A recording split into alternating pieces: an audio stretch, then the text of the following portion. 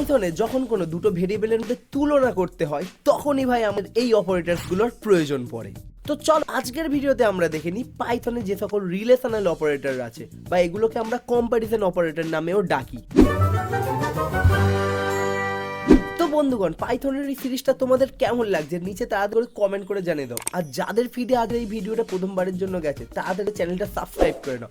এখানে কিছু অসম computer science related topics আমরা কভার করে থাকি। তো চলো চলে যাই আজকের কোড পার্টে। তো দেখো, এখন আমরা শিখবো রিলেশনাল অপারেটর। তো রিলেশনাল অপারেটর আরো একটা নাম কি বললাম, কম্প্যারিজন অপারেটর। তাহলে যখন কোনো আমাদের ভেরিয়েবলকে কম্পেয়ার করতে হবে সেখানে মানে দুটো ভেরিয়েবলকে উপস্থিত থাকতে হবে। তো আমরা একটা ভেরিয়েবলের নাম ধরে নিচ্ছি x1, যার মধ্যে আমরা রাখছি 20, আর x2 যার মধ্যে আমরা রাখছি 25। এবার ভাই বাচ্চারা বলে দেবে ভাই x2 বড়, কিন্তু সেটাকে আমরা একটু মজার ছলে রিলেশনাল অপারেটর দিয়ে চেক করে দেখি। আহা, কি লিখলাম।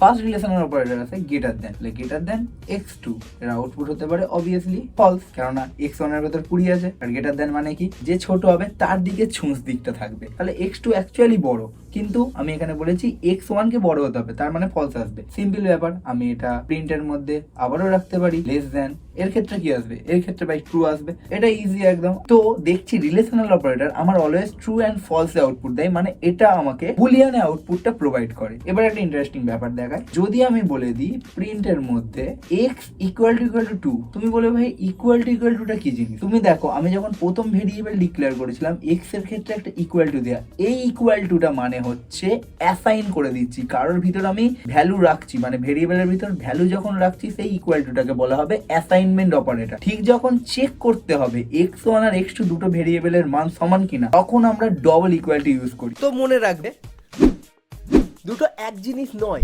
একটা ইকুয়াল টু হলো মানে অ্যাসাইনমেন্ট অপারেটর, আর দুটো ইকুয়াল টু থাকার মানে হলো সেটা চেক করা হচ্ছে দুটো ভেরিয়েবলের মান সমান কি নয়। বোঝা গেছে? ক্লিয়ার? এটা ভুলবে না, এটা কিন্তু মোস্ট ইম্পর্টেন্ট জিনিস। এখানে x1 এর ভিতর 20 আছে, x2 এর ভিতর 25 আছে, মানে দুটো সমান নয়, সেক্ষেত্রে এটারও আউটপুট ফলস আসবে। তো যখনই লেস দেন গ্রেটার দেন থাকবে সেখানে আমরা less than greater than equal to অপারেটরও কাজ করতে পারবো। তাহলে less than equal to x1 greater than x2 নয়, আবার ইকুয়াল টুও নয়, সেই ক্ষেত্রে আমার আবার সেম আউটপুট আসবে। ক্লিয়ার? এই ইকুয়াল টু অপারেটরের সেম রিভার্স অপারেটরকে আমরা বলি হচ্ছে নট ইকুয়াল টু। এই চিহ্নটা ইউজ করতে হয়, মানে আমি বলছি x1 x2 এর সমান নয়, সমান তো নয় বন্ধু, তার মানে এটার কি আউটপুট আসবে? ট্রু।